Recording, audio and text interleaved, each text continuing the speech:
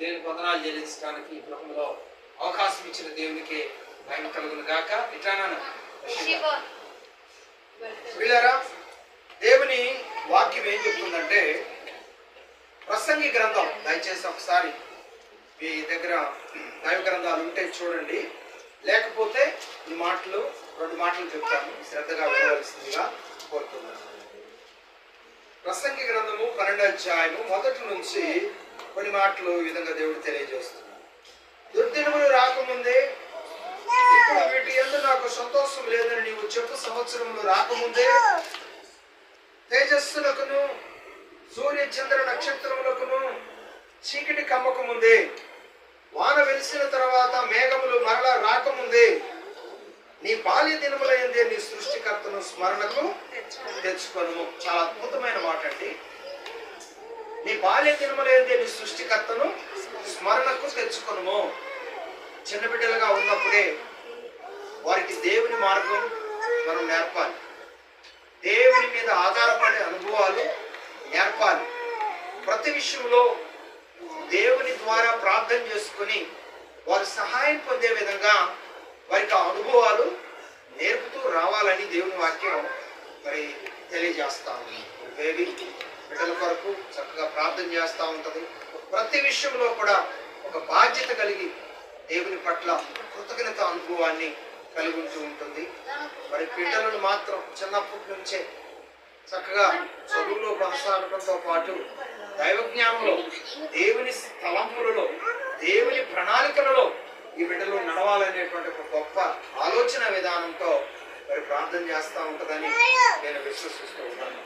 వీళ్ళరా, చదువు మార్గం బిడ్డలకు అందించాలని ఎంత తప్పపడుతూ ఉంటారో, దేవుని మార్గము కూడా బాల్య దినములలోనే బిడ్డలకు అందించే ఆలోచన విధానాలు పెద్దవారు కలిగి ఉండాలని దేవుని వాక్యం తెలియజేస్తాం. కనుక దేవుడిచ్చినటువంటి వాగ్దానం ప్రకారం బాల్య దినముల నుండే సృష్టికర్తను స్మరణ చేసుకుంటూ దేవుని సహాయంతో, దేవుని అడుగుజాడలలో బిడ్డలు నడిచే అనుభవాలు ఎప్పుడైతే మనం వారికి నేర్పుతామో, గుర్తుపెట్టుకోండి, వారు పెద్దయి అంతా ఇంతయి యవన ప్రాయంలోకి వచ్చిన తర్వాత కూడా వాళ్ళు నేర్చుకున్న మార్గం, వారిని నడిపిస్తున్న దేవుణ్ణి వాళ్ళ జీవితంలో విడిచిపెట్టకుండా ఆ దేవుడిని అనుసరిస్తూ ముందుకు కొనసాగుతున్నారు. అందుకే 9వ వచనంలో కూడా అంటున్నాడు, 11వ అధ్యాయం 9వ వచనం ప్రసంగించారు, యవనుడా నీ యవన కాలము సంతోషపడము, నీ యవన కాలమందు నీ హృదయం సంతృష్టిగా ఉండనిమ్ము. ఇలాగా దేవుడు అంటున్నాడు, నీ కోరిక చొప్పున నీ దృష్టి యొక్క ఇష్టము చొప్పునను ప్రవర్తింపము. అయితే వీటన్నిటిని బట్టి దేవుడు నిన్ను తీర్పులోకి తెచ్చుకుని జ్ఞాపకము చేసుకునము. ఇది మనం గుర్తుపెట్టుకోవాలి. బాల్య దినంలో మనం ఎలా ఉంటున్నాం, తీర్పు దినంలో దేవుడు మనం లెక్కడుగుతాడు. యవన ప్రాయంలోకి వచ్చిన తర్వాత మనం ఎలా ఉంటున్నాం, తీర్పు దినంలో దేవుడు లెక్కడుగుతాడు. ఆ భయమతో మనం ఏం చేయాలంటే బాల్య దినముల నుండి దేవుడు ఇచ్చిన బిడ్డలను దేవునికి మహిమార్థంగా పెంచాలి.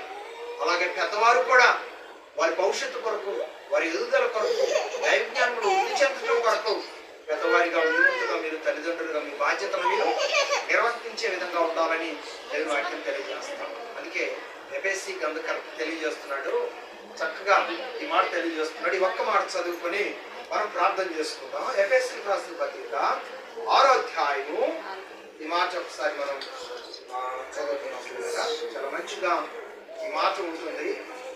ఈ మాటను పెద్దవారు అనుసరించాలి. ఈ మాటను బిడ్డలకు కూడా నేర్పుకొని చక్కగా వారిని దైవ మార్గంలో నడిపించుకోవాలని దేవుని వాక్యం తెలియజేస్తారు. ఇక్కడ హెచ్చరికలు పిల్లలకు, తల్లిదండ్రులకు ఇవ్వడం జరిగింది. ఏమని, పిల్లలారా ప్రభువునందు మీ తల్లిదండ్రులకు విధేయులై ఉండుడి, ఇది ధర్మమే.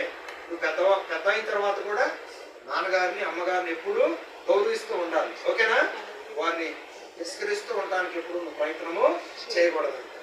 తర్వాత నీకు మేలు కలిగినట్లు నీ తండ్రిని నీ తల్లిని సన్మానించు, అప్పుడు నీవు భూమి మీద దీర్ఘాయుష్మంతుడు. అంటే ఎక్కువ సంవత్సరాలు ఈ భూమి మీద దేవుడు నిన్ను దీర్ఘాయుస్తో నింపి ముందుకు నడిపిస్తాడు.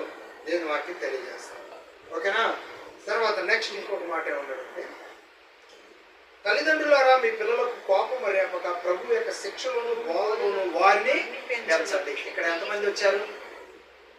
పిల్లలు వారు నడవలసిన విధానం.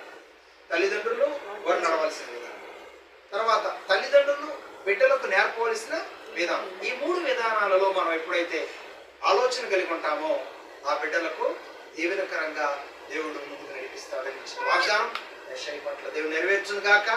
దేవుని దయను బట్టి 65వ కీర్తన 11వ వచనం ప్రకారం, చరణం ప్రకారం, సంవత్సరమును నీ దయాకిరీటం ధరింపజేస్తున్నావు అని దేవుడు ఇచ్చిన వాగ్దానం దేవుడు నెరవేర్చిన విధానాన్ని బట్టి దేవునికి ఎంతగానో వందనాలు చెల్లిస్తా ఉన్నాను. మరి 11లోనికి దేవుడు 10లోనికి దేవుడు ప్రవేశింపజేస్తా వచ్చాడు. 9 సంవత్సరాలు ఆయన దయలో బిడ్డను కాచి కాపాడి ఆయన దీవెనలతో ఆరోగ్యాలతో వర్ధలింపజేస్తాడు. 10వ సంవత్సరంలోనికి యెషయా ప్రవేశించడానికి అవకాశం ఇచ్చిన దేవునికే మహిమ కలుగును గాక.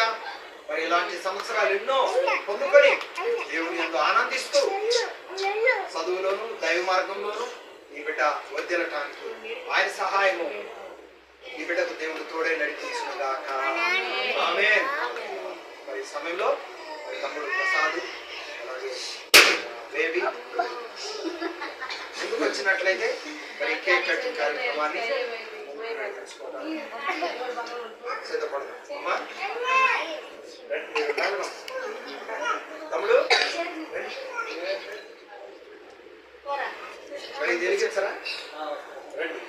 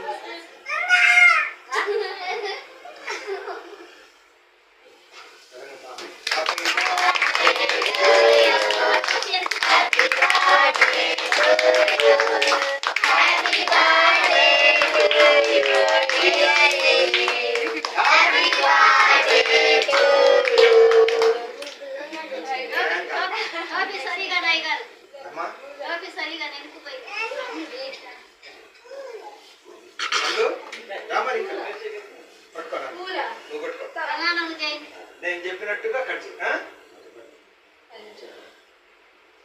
తండ్రి కుమార